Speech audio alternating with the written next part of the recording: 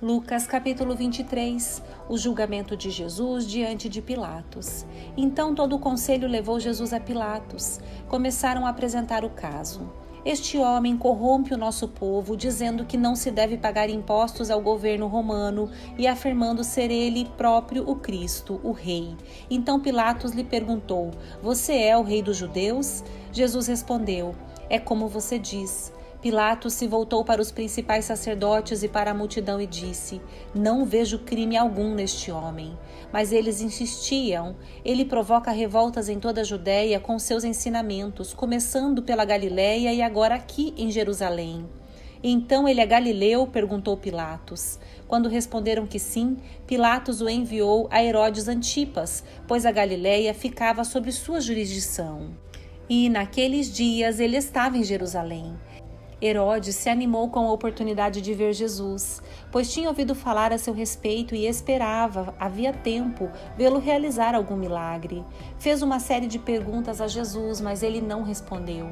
Enquanto isso, os principais sacerdotes e mestres da lei permaneciam ali, gritando acusações. Então Herodes e seus soldados começaram a zombar de Jesus e ridicularizá-lo. Por fim, vestiram nele um manto real e o mandaram de volta a Pilatos. Naquele dia, Herodes e Pilatos, que eram inimigos, tornaram-se amigos. Então Pilatos reuniu os principais sacerdotes e outros líderes religiosos, juntamente com o povo, e anunciou seu veredito: "Vocês me trouxeram este homem acusando-o de liderar uma revolta. Eu o interroguei minuciosamente a esse respeito na presença de vocês e vejo que não há nada que o condene. Herodes chegou à mesma conclusão e o enviou de volta a nós. Nada do que ele fez merece a pena de morte. Portanto, ordenarei que seja açoitado e o soltarei." Era necessário libertar-lhes um prisioneiro durante a festa da Páscoa.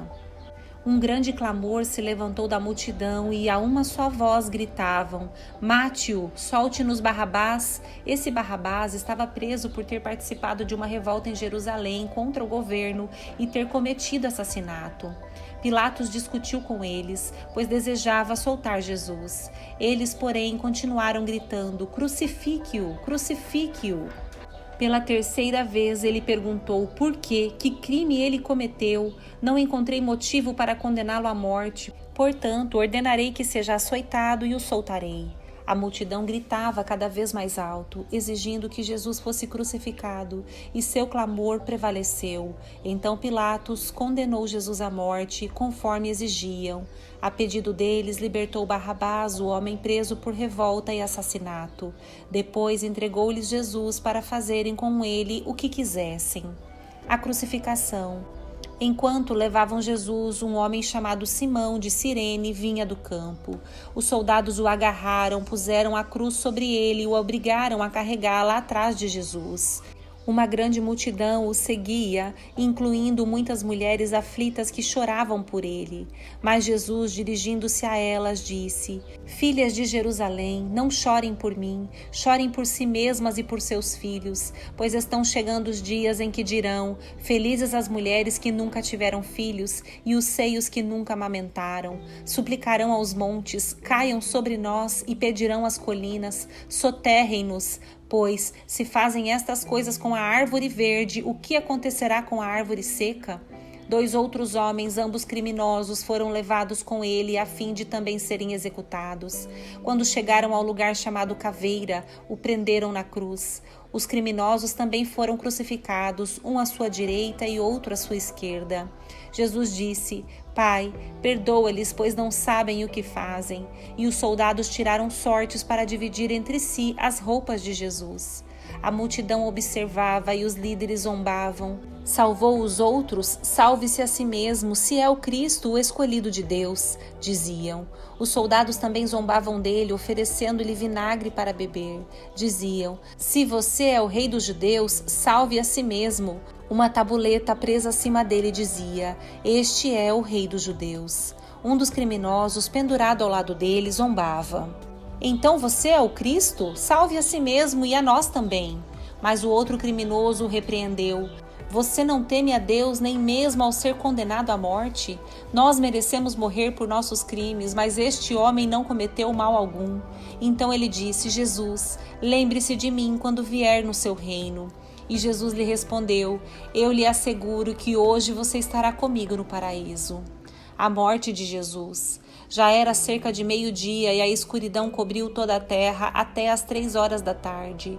A luz do sol desapareceu e a cortina do santuário do templo rasgou-se ao meio. Então Jesus clamou em alta voz: Pai, em tuas mãos entrego o meu espírito. E com estas palavras deu o último suspiro. Quando o oficial romano que supervisionava a execução viu o que havia acontecido, adorou a Deus e disse: sem dúvida, este homem era inocente.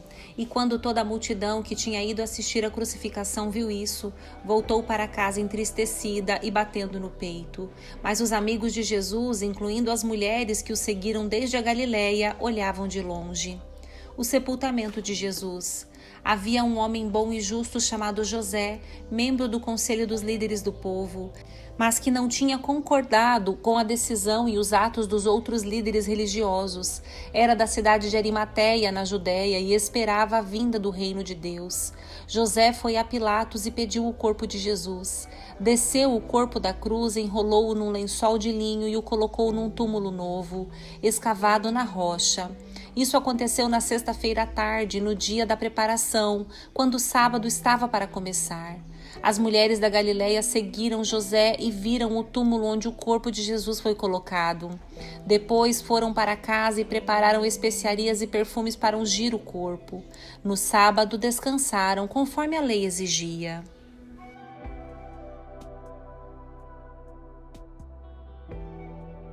Lucas capítulo 24, a ressurreição.